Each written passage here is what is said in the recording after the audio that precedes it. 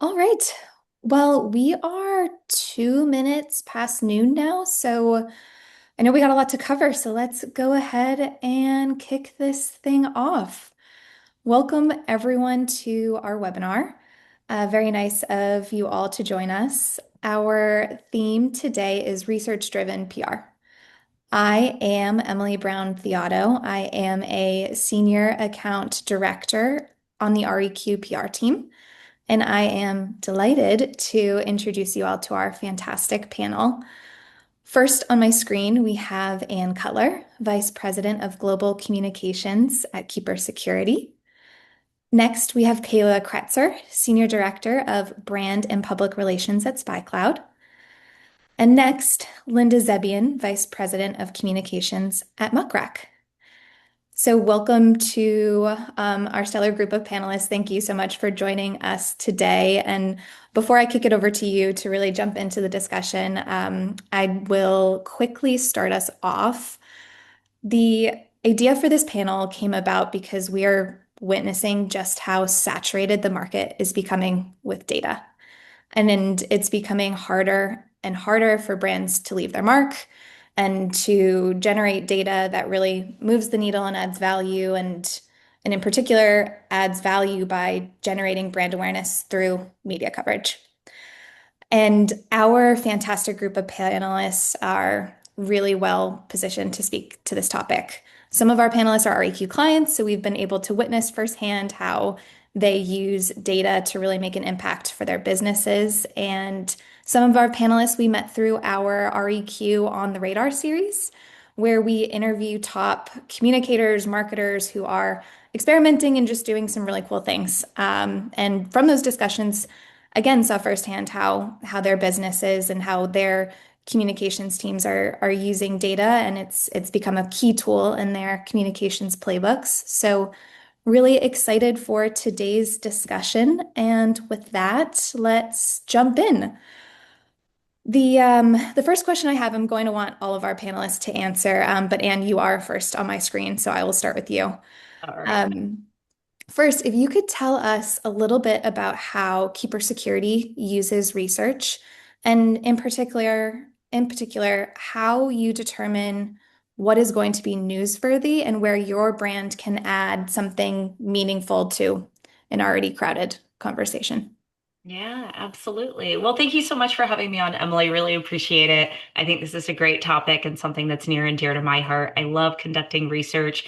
We've done research reports and surveys on a huge range of cybersecurity topics, everything from very serious cyber research to some very fun stuff that we can get into later. But at Keeper, we use it at all stages of the funnel, top to the bottom. We use it throughout all of our communications materials. It really permeates every single thing that we do at Keeper. It helps to drive our editorial plan for the entire year. It helps drive our marketing plans and our marketing campaigns. And of course, we use it on SEO and blogs, in our media responses and commentary, interviews, you name it. So we use research and we love it. And I think it's something that really can differentiate a company. You can share your opinions left and right, but when you have some data to back that up, that's something that's really going to resonate with the media and make an impact and set you apart. So hopefully that answered your question. I know it was Yeah. kind of a multi-pronged question there, but No, we can dive into some of the specifics of it later.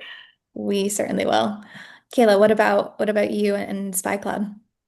Yeah, so we're at an interesting intersection because our company in the cybersecurity space, and more specifically in the identity threat protection market, at the base of our products and solutions is data, right? That's what we're really giving to our customers. And so we have a unique ability to not only gain insights and unique research from what we're seeing from the criminal underground as we recapture, already previously stolen identity assets, but then also kind of turning it to maybe more of what people think is the more traditional, which is like survey-based research and understanding, what the market's saying or what your, ideal customer profile is interested in learning more about. And so we really dabble in both of those. And very similarly to Anne, that research, regardless of kind of what our approach is, it is something we live off of all year. And we really squeeze as much juice as we possibly can through various different marketing activities, both internal for our go to market teams to really understand our data in new ways and in new use cases,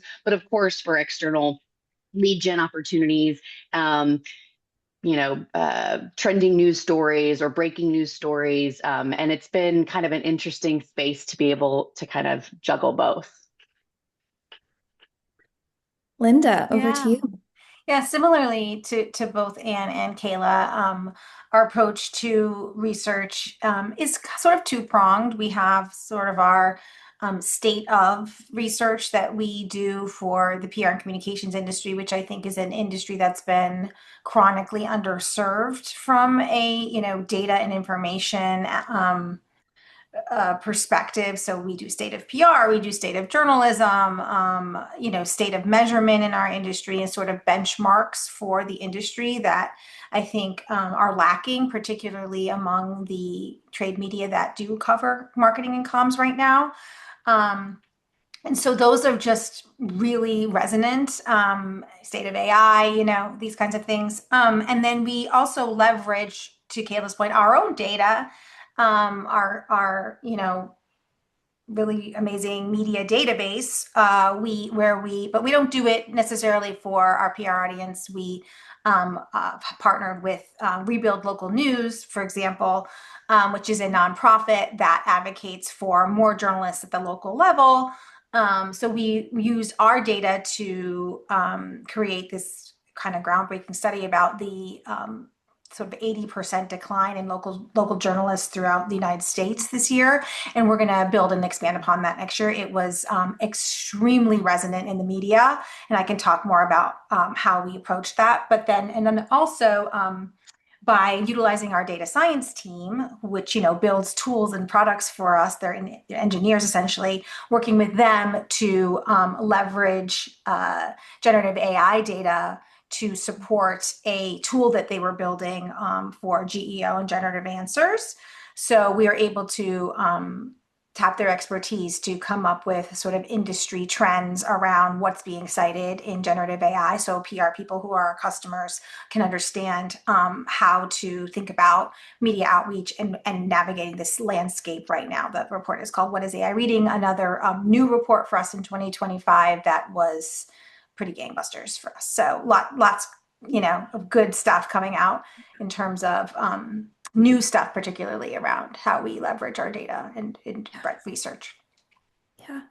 No, and I think it's clear from all of your answers how core good, strong data can be, not just to the PR function, but across all areas of the business. So throughout the discussion, we will get to more of those bottom of the funnel activities. But I think to start, let's talk about how you um, generate a research program or data that you know can be used for media outreach and to drive those PR headlines. So Kayla, I'd love to start with you. How do you frame questions and look to pull on different threads in your research that you know will drive headlines, but also still be core to your business, knowing just how much data runs through everything that you all do? Yeah, it's kind of a multi-step, multi-teammate collaboration. It's definitely not just within the PR function, working directly with, our PR team, but working across product, working across campaigns, working with our content team, which I have the privilege of overseeing as well, and really understanding, okay, what have we seen previously? How do we maybe work towards some more year over year figures that could be enticing to us? And we know that that resonates well externally. Or really, where are we trying to tap into an industry or a specific persona where we just don't have enough intel on that? And we'd like to use this as not only the headline of it all, that's of course great, but where can we use it as our own research of research to kind of better, build use cases for them or better understand kind of the challenges they're up against and build products, to respond to that. So it's very collaborative. It's multiple iterations, but what's great is we do try to keep these kind of annual pillar content pieces. So we don't start from nothing on some of our bigger pieces that we can live off of. And we aren't afraid to take the risk to say, okay, there's one area we really don't have enough information about, or we see this being a great opportunity for us to tell our point of view.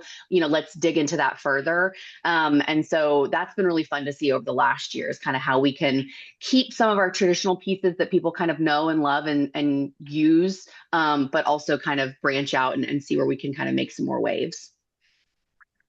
Great. And Linda, I think your perspective, especially coming from Muck Rack, where a lot of your audience often is PR professionals like ourselves, how do you use journalist behavior and some of that data and those data scientists that work at your company to inform your survey design? Yeah, I think a lot of it also comes, I mean, I think it's core to understanding as a communications professional. You understand what's driving news value, what journalists are looking for. I also spent 10 years at the New York Times before coming to Muck Rack, where I was able to like work side by side with journalists and that's really, I've done this a lot longer than 10 years, this job, but I think that's where I really learned about news value and why pitches get rejected and why stories don't resonate and things like that. So when we're looking at what questions to ask or what kinds of data to pull, we're definitely looking at journalists love trends. They love, and sometimes you're going to ask the question for years and years and years, and you're going to get very little change. But then you're going to get something that changes, right? So, like a perfect example from us would be like we ask in our state of journalism journalists what social media platform do you value the most for your work? And every year it was Twitter. Every year for what, 6, 7 years. Then boom, LinkedIn surpassed Twitter, right? Last year, the year before. That was a headline. That was valuable to us. And it was more valuable because we stuck with the same question every year, even though the answer was always the same. Boring, snooze. Oh, it's again X. Okay, cool. Like that's one slide in your 50 something slides of your research report. But then 2 years ago, it became the top takeaway from the report and the biggest change. So stick with like sort of those evergreen questions that you feel like are never going to change. They very well may change. And I also think that you can position yourself as an industry expert and an industry leader, whatever your niche is, sort of carve out that niche and make sure you're asking the questions that your customers are asking you. So working collaboratively, to Kayla's point, with your customer marketing team, with your CS folks, to have a real pulse on what's paining your customers and your community so that you can ask questions about that. And that really resonates as well. No, that's great.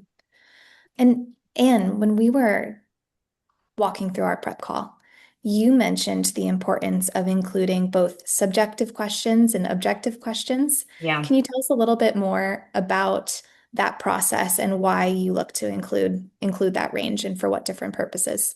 Yeah, absolutely. I was a former journalist. So for 13 years, I was on television as a broadcaster, and I know what journalists are looking for, and they're looking for really big, strong, impactful data points, right? They want that sexy statistic that's going to be a strong headline, sell the story, right? So when you ask some of these subjective questions, you can get some of those really off the chart statistics, right? And that's something that's easy to pitch to media, but that's not going to fill out an entire story. So you also need some of that objective information that really sheds some light on the industry, on the trend, whatever it may be. One report for me that comes to mind that was such an easy kind of softball question, but when you get the response, it really is overwhelming. And it was our Future of Defense report. And we asked how many IT leaders have seen an increase in cyber attacks year over year. And, you expect it's going to be a lot, but 92% said they've seen cyber attacks increase year over year. So that's something that is shocking. And that's definitely a headline and something that's going to grab your attention. But then within the report, we started really teasing out, well, what types of cyber attacks are increasing? Are you prepared to defend against them? How are you defending against them? And that's when we go from that subjective material to the more objective content. And that's where we can then tie in the value of our product. We're a privileged access management platform. We have passwords, secrets, and connections management. And all of these things can help defend against the cyber attacks. So I like to have that balance of having that real sexy headline that you know is going to draw in the journalists, you know, you can use in your marketing campaigns, but then have that hard information that really ties back to your product and what you're really hoping to achieve with research. And when you are framing up those questions, what best practices do you follow so that you can almost know what findings are going to come from it, right? How do you frame questions in a way that because I think the biggest fear too, right, is you pull together a survey and then the findings fall flat. Yeah. How do you work to prevent that? Absolutely. Well, I like to reverse engineer my questions. So I think about what are the headlines that I want to get out of it, and what is the information that I want to get out of it, and then you form the question based on that. So if you do want that really strong statistic, you know, you have to do more of a subjective question. However, if you're looking at very specific tools that you want to find out, you know, get that data on exactly what people are using to defend against these attacks, if it's working, if it's not, that's when you have to, again, reverse engineer those questions so that you want to get the answers that help support your product and your mission and what you're trying to achieve, but still be good, you know, valuable, objective data. So that's the way I like to work, just kind of work backwards from it. And then, of course, we also use data, not just for media, not just for communications and marketing, but we also use it to build our roadmap and for roadmap validation. So we're also looking to just get a pulse on the industry. What's important for people? What are IT and security professionals looking for? And the things that we're doing as a company at Keeper Security, are we on track? You know, we talk to our customers day in and day out, but we don't always get to talk to the group outside of our customer base. So we also do a lot of research to find out those answers as well. That's great. Kayla, I would like to go back to a comment you said earlier about choosing which questions to ask year over year. Mhm. And um, how do you go about figuring out what are those trend questions going to be versus what new questions you add to the table that might tie into more trending developments or new angles that you're looking to see where the data falls? Yeah. It's, Ann and I both being in the cyberspace, it's ever evolving. And so each year, I can speak for ourselves, we're faced with kind of a new opportunity to better understand, how criminals are behaving and then how organizations can better defend against those activities and behaviors. And with that, it does sometimes tend to lead our team to say, is this still a good year over year trend? Or because of the way that we're seeing the market move because of the way we're seeing behaviors move, we really need to adjust this one. And so it's just taking, an approach to be more thoughtful and intentional of not feeling so tied to an annual thing just because that could give us, oh, it's still a 50% uptick in, MFA bypass, for instance. That could be great, but it may not be the best headline for us moving forward throughout the whole next year as we plan, because we're planning these. We launch a report every March, so we're planning now all of our questions and the storyline and outline for that. So we're trying to really always do look aheads in that regard. And I think it's also the ones that you do want to continue to maybe keep year over year are maybe the tried and true of where your value and where your point of view lands. So understanding that we started as an account takeover prevention organization, but the way that data has moved over the last decade, really identity is at the perimeter for organizations. And so we needed to be mindful of this is no longer one attack vector type. This is spanning across an entire workforce. And so how do we craft questions that forget what was had in 2024, 2025, we're moving far beyond that. Let's drill down. Let's do something around account takeover prevention, but also ransomware specific. And what are the precursors that will then malware and phishing? And so, this may feel like a lot of unknown terms to some folks on the call, but they're ones that are really valuable to our audience. And they're really valuable to the trades and industry publications that we want to make headlines with, because that's what our audience reads. And so we're always trying to navigate being a little bit more focused and precise with those so that, yes, it's great to get a report launched and we have one great headline, but what we want to do is we want to have 10 headlines throughout the year, 12 headlines throughout the year. So we want to be able to build enough stories around that we can really continue to live off of. Yeah. And I think that's a really important point you make too, where it's not enough to try and generate headlines that you know will be impactful for your company, but it's also really trying to understand what your customers are interested in and what they will find valuable, and using that to really drive your research and question generation process. Linda, I would like to pose that question to you as well. Knowing that some of that trend data, it was interesting as you were talking, 6, 7 years, Twitter is the leading, at some point you got to question, okay, is this going to flip? Or, how do you make sure, how do you choose what's going to stay versus what's going to change? And then in the content that is revolving, how do you choose where to really hone in? Yeah, I think all we tend to, unless like the technology becomes sort of old or the thinking becomes sort of old, we keep it in. And that's because everything is new and changing. So like, how do you measure, what is your number one measure, way you measure your value in PR? Like that is an evergreen question, and the options can change. So I think like as the technology improves and as the media landscape expands and Substacks are introduced, right? So like that's just one example that probably people on this call would understand. So I think, you know, unless something really feels stale and like not going to have a return, we usually leave the question in and then add questions as the technology is changing and as trends are coming in. Because a lot of the times, like if you say you have a competitor doing similar research to you, you may be first, or you may have a larger sample size, which is more appealing. I saw somebody in the chat asked about the sample size, the minimum sample size on our methodology. I would say 1,000 is pretty standard for, I would say, national publications. They want to see 1,000 responses. Axios is one in particular that won't run survey data without 1,000 responses, and that's after being cleaned up as well. But some of your maybe like newsfluencers or bloggers or small and more to industry verticals, they may take less. I have had some folks take around 750. But when you're talking like under 500, I feel like the data can be a little compromised at that point. And this is not my thinking. This is our data journalist, Matt Alvasi's thinking, and that's how he tells us to think about it. But so yeah, I mean, I think it's just a matter of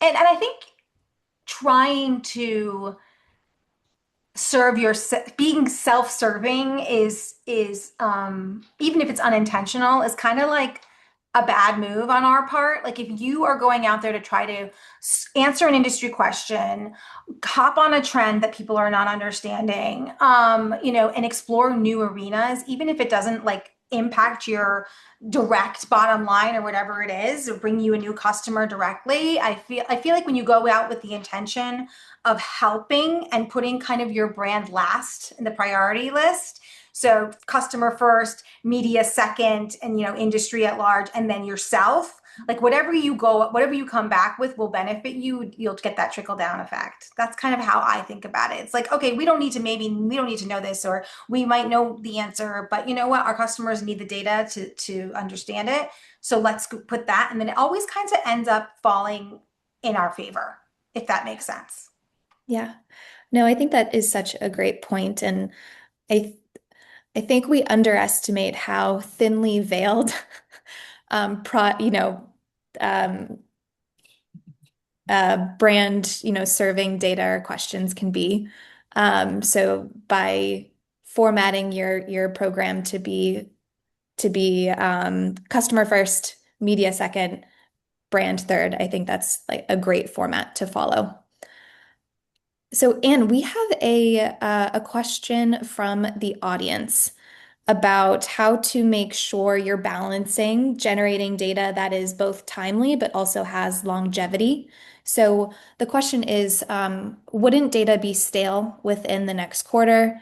How do you run data collection initiatives that, will have the legs to run throughout the course of a full year? Yeah. Well, budget is going to be a large part of that. And I know because I've had to run research programs with a very small budget and thankfully now have a much larger budget. And I've kind of been on both ends of that, right? So sometimes you do have to be a little bit thrifty. And one thing that we like to do is ask questions for multiple research reports and stories that we're going to tell within the same survey.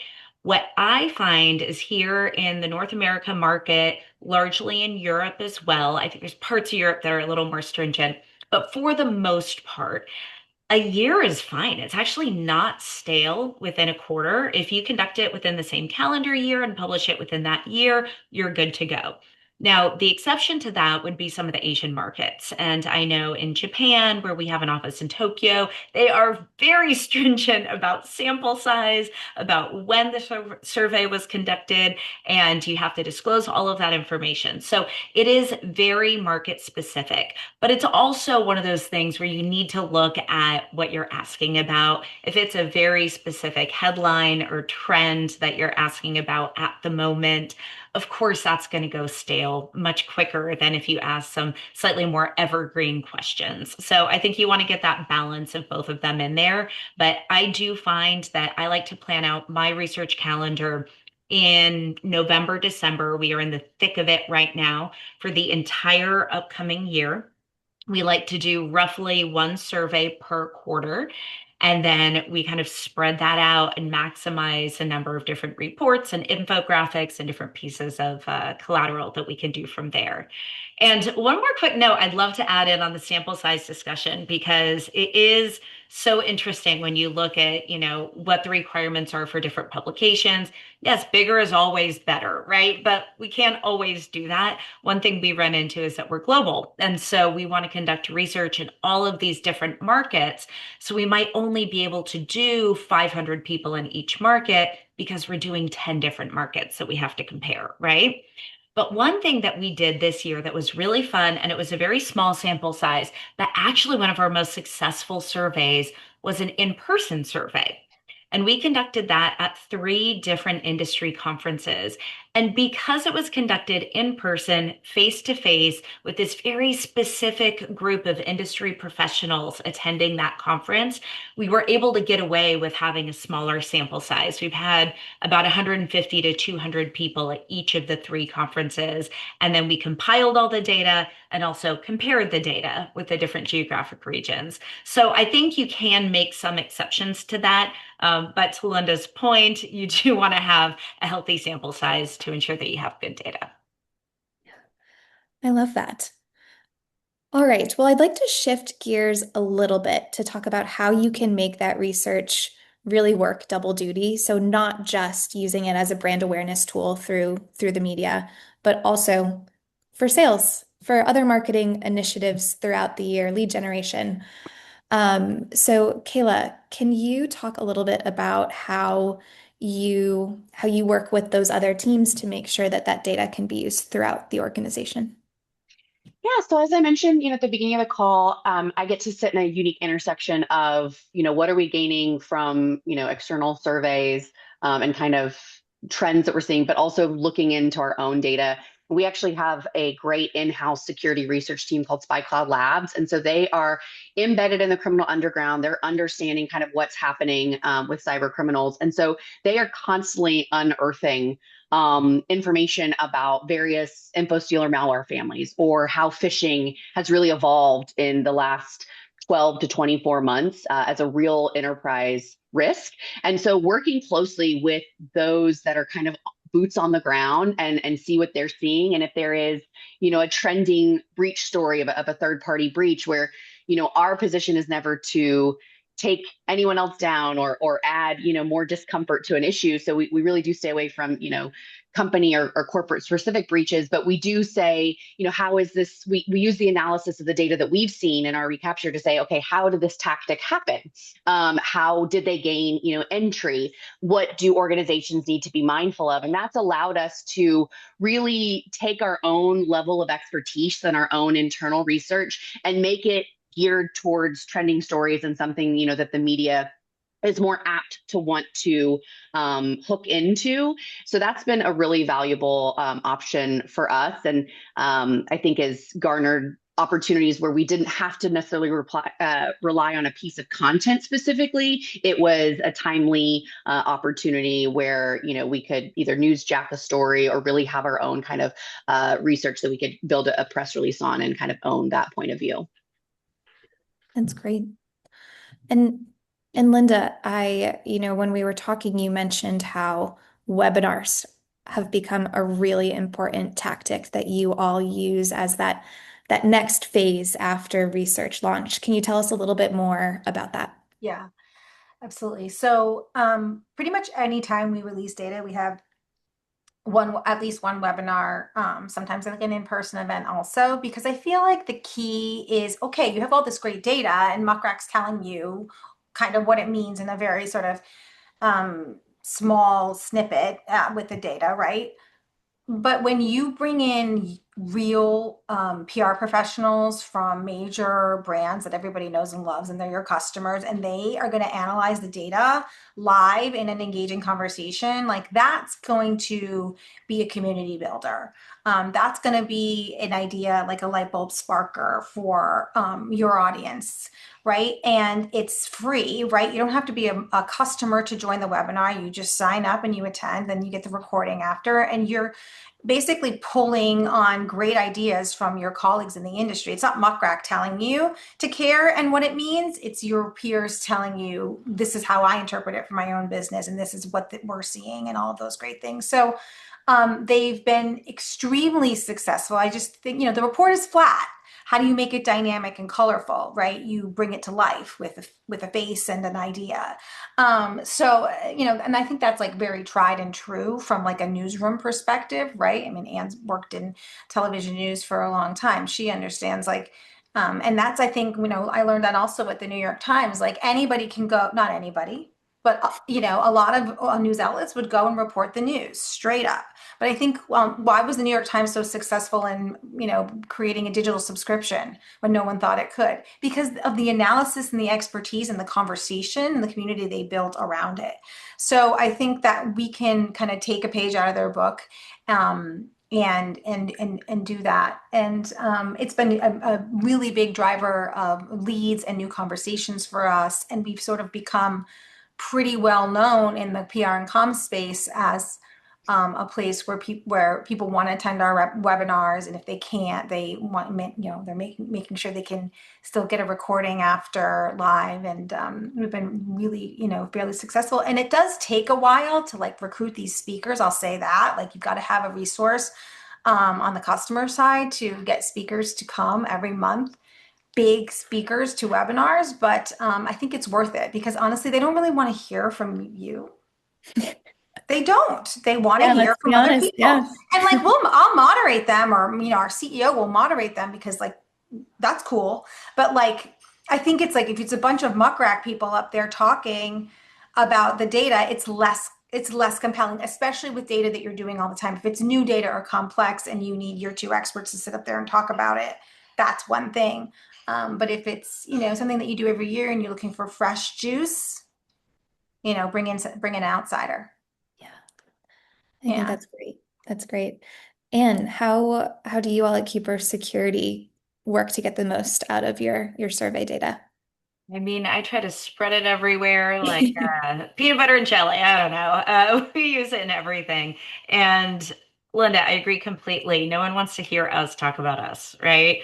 Uh, People do want that third party validation and third party perspective. And that is one area where research is so incredibly valuable. There was a report that we did on PAM deployment. I mean, not the most interesting for people outside of the cybersecurity industry, but I know Kayla was talking about our audience in cybersecurity and what they're looking for. And for practitioners, deployment of a major platform solution is a big problem. And we asked how many practitioners struggle with deployment.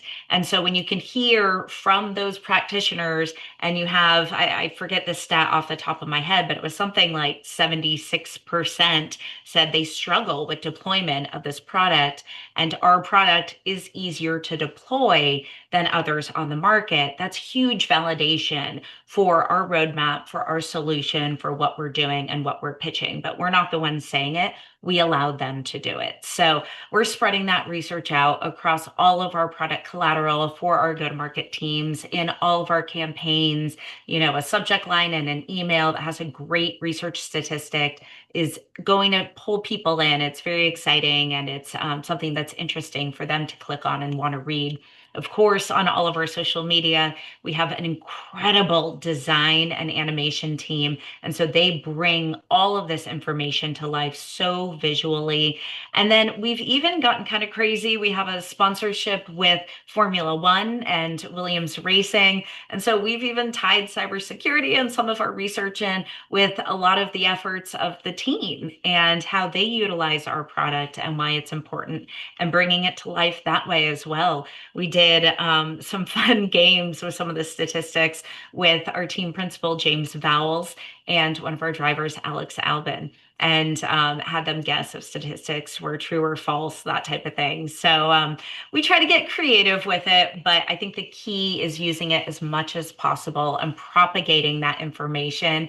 And the best thing for me when I get so excited is when I see a media hit and it's using our research, and it wasn't a direct engagement that we had with them. They found the research through a blog, through another article, through whatever resource, the original report perhaps, and they pulled that and chose to use that in their article. That's when I know we had good research, and that's when you see it continue to have those legs and pay benefits.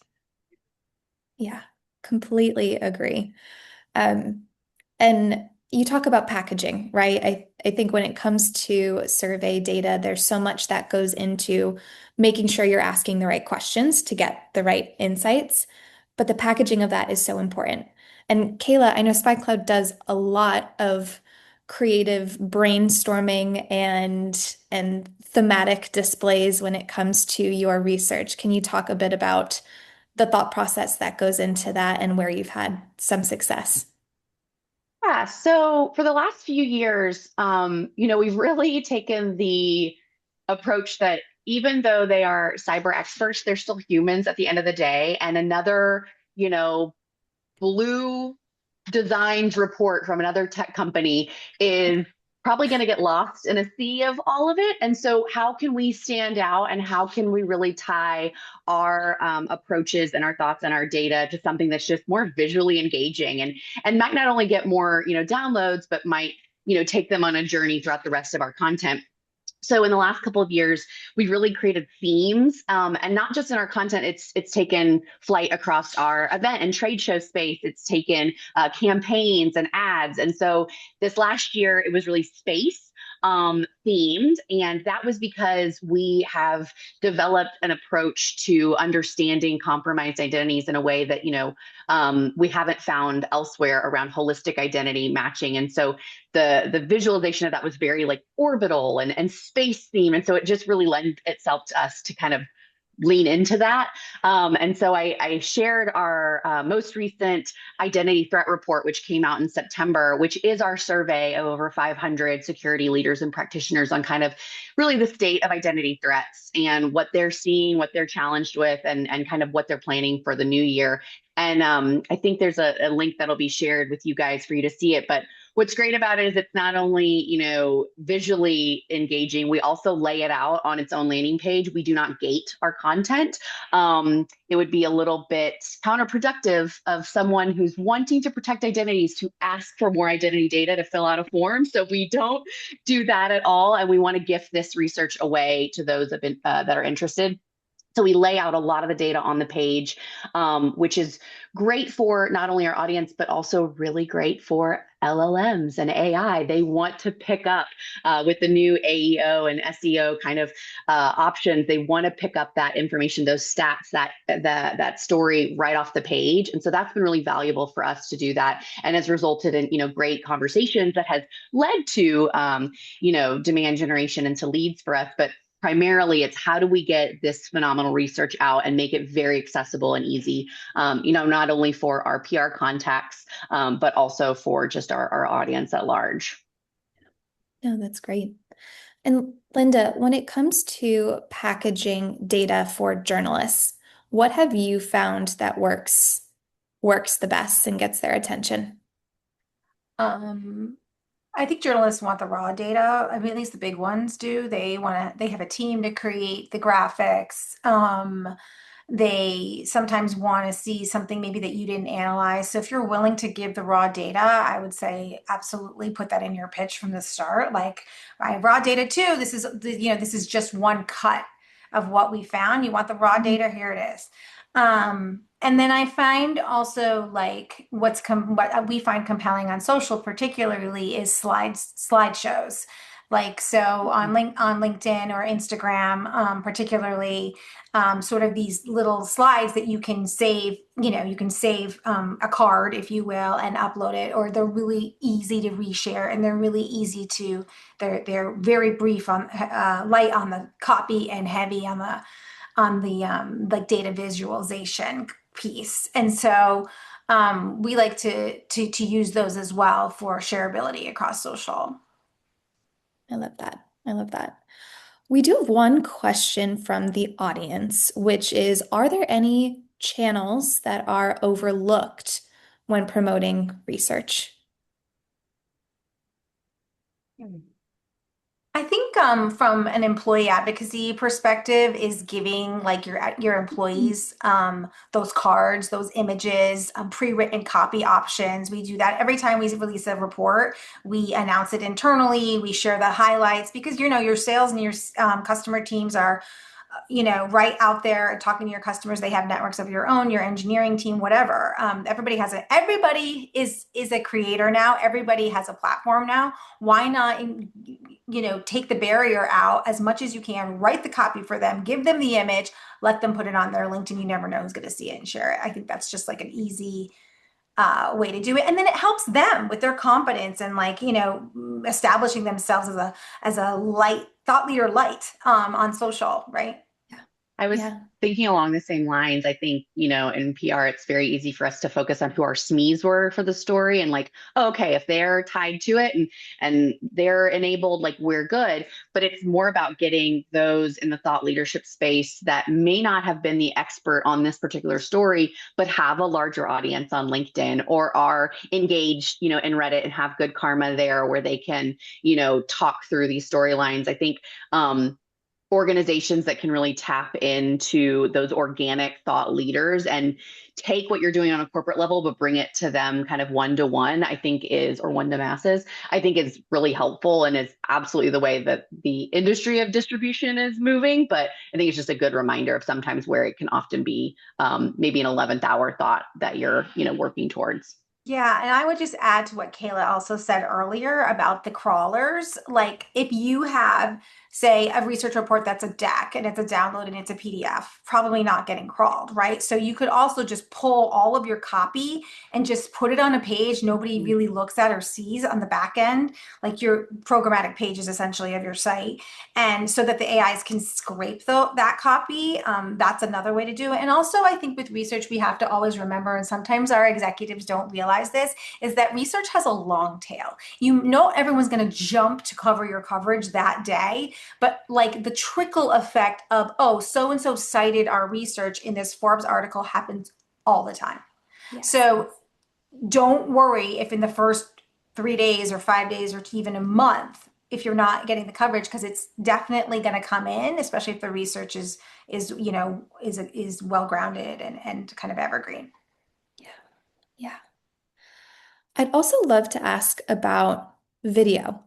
And Kayla, I know that this is something that your team has been doing a great job with, but just as everyone is looking to get more dynamic and draw attention on social, and video continues to be a way to do that. It looks like that's been become a part of your promotion tactics. How has that been working, and what advice would you have? Yeah, I think it's twofold, right? As PR professionals, we also want to be challenged and we want to do something new and different. And I am a firm believer that the press release is not going away, especially in the world of SEO and AEO. There's still, brand is rising, a lot of that visibility from these media opportunities. But video is just a new and fun way to condense and maybe build a more focused experience for a audience member, or even for media to understand maybe a complex storyline or a complex piece of research. It just makes it much more obtainable and accessible for them. And so we've really, in the last 6 to 9 months, spent a huge focus on their content side of not only taking our research reports, but kind of anything that we get from an analysis of our, in-house security teams, and how do we take it from, it doesn't have to be a big report anymore. It doesn't have to be a PDF. It can be a blog that lives there and then embed a video. It can be just a standalone on YouTube. And we have found great value in that getting picked up and those being shared, not only from our internal audience, but externally, because it's just more digestible, and it is working effectively in how people are searching for information, because those are popping up first as kind of, 101s or how-tos or info. But it's also just a great way to diversify what we're doing and make things not stale for how we're presenting information. And has there been, and I know you found very creative ways and external spokespeople to come join and help tell your story, but any other tips or advice you would have in terms of how to get creative with getting your data out there? Absolutely. Well, we're never afraid of a theme for a report. So, Kayla, I hear you on that. My favorite one was it was a password management report, unifying perception with reality. And we had a lot of like pretty dense, deep subject matter in there, but we also had some fun stuff. And we used that to thematically pull the entire report together. And we asked what people's cybersecurity animals would be if they were a cybersecurity Ooh. animal. So a little silly, a little, kind of consumer focused, but we're always trying to get to those other audiences outside of that real, dense B2B space, with the cybersecurity professionals and the publications that they're reading. So we had 30% of our respondents say that they watch their passwords like a hawk. We had 12% say they're like an ostrich burying their head in the sand. So we had fun and we did an animal theme for the entire report. And we got some amazing coverage out of that, including one where the publication, major publication, rewrote the entire thing and did their own take on it and their own animals for it and cited all of our research. And it was fantastic coverage. So I think you can have fun and be creative. And I remember the day that I had to pitch that idea to my boss. And I'm like, oh my God, he's not going to go for this. Trust me, it's going to be great. And he did. And thank you, Darren Guccione, for having faith in our team because it was one of our favorite reports. So, we're not afraid to get creative. We also like to really, really break things down. And going back to the conversation about video, people's attention spans are so short these days. And there is a time and a place and a need to have that full PDF report. And I agree completely. Put that on a web page as well so it can get crawled. That's incredibly important. But for the videos, for the animations, for GIFs, I love using GIFs on social media. Pick out one little statistic and focus on that. And one really fun example we had there was our AI report, and we were doing AI threat research. And we actually had our head of AI within the company create an AI avatar of himself. So it was like AI times AI times AI. And he said, hey, I'm Jeremy London. Actually, I'm the AI avatar of Jeremy London. And we really leaned into the AI on that one and did a really fun short video with him And it was just kind of a different way to approach sharing that data. And of course, people always love to see a human being on social media. So the engagement was really good. And it was something that really drew people in. So, don't be afraid to have a little fun, be a little experimental, and you'll be surprised what comes out of it. Yeah. And I think at the end of the day, all of this ties back to, right? Everyone's human. So being able to find the levity, being able to find the fun, I think it's a refreshing spin. To turn that question on its head a little bit, are there any tactics that you think are falling by the wayside? Things that we used to do frequently when it comes to promoting or even developing research that, given shorter attention spans or the different channels that we have now, that just might not be as relevant anymore. Well, I can hop back in because I have strong opinions on that. Great. One would be the conversation about gating content. I think you need to be really careful when you gate content and you have that email form for people to fill out because it's an immediate turnoff for people. The entire goal is to get that information out there and propagate it.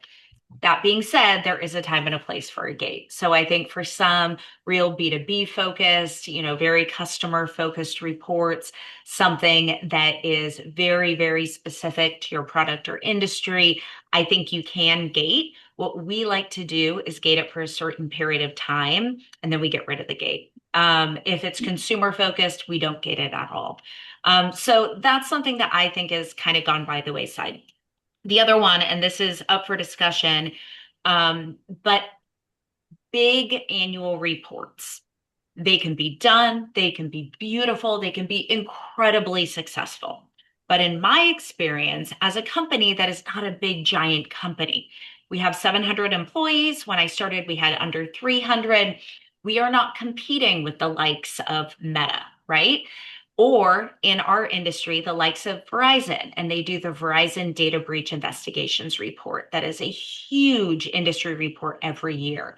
So for our company, it actually made sense for us to get rid of our annual report. And I know it feels a little counterintuitive, but if you can do that annual report and it can be beautiful and it can be big and people come to you for that every year, yes, keep doing it. But if you're in a position where maybe you're not quite competing with the big dogs, maybe it's not serving you quite as well, think about getting rid of it. And you might be better served breaking that up into smaller reports so people aren't reading an 80-page PDF. They're reading an infographic or a smaller 4 to 5 page PDF. And you can make it very topical and very targeted. And a journalist can say, ooh, this report specifically here is about PAM implementation or about AI powered threats, something that's very clear and simple for journalists to pick up, that might serve you better. So again, I think big reports are great when they work, but I don't think they always work. And I encourage people, if you're doing PR at your company and you have a big annual report, evaluate it, look at it, maybe rethink how you approach that. Yeah, and I think that ties back to, right, building out a program that's authentic and beneficial to your brand, not going off of what others are doing just to follow in the same footsteps. And I know we only have 5 minutes left, and that has gone by really fast. But I do think that that's a great way to conclude is Kayla and Linda, to hear from you both. Just how do you make sure that the research you're putting out is authentic to your brand and making sure, right, that it is that difference maker? So Kayla, Yeah. I'll go to you next. Um, Perfect. I do want to like tag into what Yeah, Anne said please too. I do. think it's not necessarily something that needs to go away, but I think something that people need to be mindful of is when can you use research that you have for exclusive media and there's no content. They're not going to a blog. They're not going to report. It is just going to be the story. And the publication you want to go after, and the journalist or the friendly that you have. I think being really in lockstep with what's happening, what's trending, what's going on outside of your organization. It kind of even goes back to something I think maybe Linda said about like, it may not serve the ultimate purpose of like a lead in the end, but it will continue to kind of build up. I think that's a key space of not being afraid to maybe hold on your content team and say like, hey, we can do a blog, but let's do it next week. Let's see if we get a media pickup first for this research. Having that kind of balance. To that point, I may have also forgotten your question in its entirety, Emily. But I think, how do we stay authentic to our brand is, we're coming up on our 10th year as an organization. And so really being understanding of like what our mission as a company has been, which is to disrupt cybercrime, and finding ways in which not only our products, our solutions, our research, and our storytelling can support that mission, I think has been valuable to keep our authenticity. And it has made us, a trusted resource. We got off a call with a large publication yesterday where they, thanked a SME that they've talked to several times and said, thank you for always being available. Thank you for always kind of making me think about this in a new way. So I think us staying in that common space and working those relationships and making sure that those SMEs that we have and those thought leaders that we have are building those relationships as well has garnered us better attention that we've had, the last 2 to 3 years than in the 7 years prior. And that's also made it feel like we're not having kind of one-off stories that don't really make sense. Like they're all, interconnected and cohesive to kind of the progress we're trying to make. Yeah. Great. And Linda, I will pose that question to you as well. And you are unmuted. Yes, I was on mute. I will just say, don't create research just to get into the game.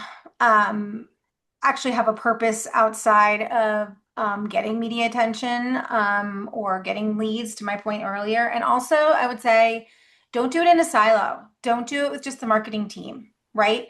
Talk to your data scientists, talk to your customer-facing team members, talk to your product people. They know a lot about your customer pain points and the industry pain points and emerging trends. Plus, like data scientists, they're not thinking like marketers. That's the thing, is they're thinking like data scientists and engineers. And they aren't like they could go through data all day long and we would see 10 stories and they would see zero, right? They're not in it for the story. They're in it for like the numbers. So if we could just piggyback with them or meet with them regularly, we would be able to identify probably a lot of untold stories that you can pull out of the data you already own. Yeah. That's great. That's great. And one final question before we conclude. I want to make sure we get to all questions posed from our attendees. And this one, Anne, is for you. Our attendee is asking about consumer-facing questions, which may not the consumer audience may not be your company's audience, but where do you find the value in still looking to generate questions that might serve that audience, and how do you balance that with again trying to stick with your true ideal audience? Yeah, and I think, consumer and mainstream are often conflated. So, at the end of the day, your customer, even if it's a B2B customer, does read mainstream publications and consumes mainstream news and is a consumer at the end of the day as well. They also consume. So I think, the value to that is just that you're able to get into those bigger mainstream publications. Now, what is the image that you want to portray? You still may want to be more B2B, may have more of a sophisticated, elevated presence about you. So you might not want to go too silly per se, but I think you can ask those questions that are a bit more appealing. Also, don't necessarily just think about like consumer and B2B. We found a lot of value in this kind of middle ground of business, of industry verticals, things that might not be in your core B2B space that your customer is reading. In our case, technology and cybersecurity, but we found a ton of value pitching to education publications, manufacturing, government, and business. There's a lot of big mainstream business publications where we've had a lot of success. So I think mix it up, really try to target all of those audiences, but don't forget about that core audience as well. Yeah, that's fantastic. And panel, I want to thank you so much for joining us today. It's been so informative and an interesting conversation, and I'm sure of great value to all of our attendees. And before we go, I do want to give a quick plug for our next REQ webinar, which will be on January 22nd on the topic of what's next in government IT media. Joining us for that conversation, we'll have editors and reporters from key public sector media, including Breaking Defense, Federal News Network, Space News, and NextGov. So it should be a really great discussion, and I hope that a lot of you are able to join us for that as well. And with that, thank you all so much and have a wonderful holiday season. Thanks for having Thank you. us. Thank Thank you. you.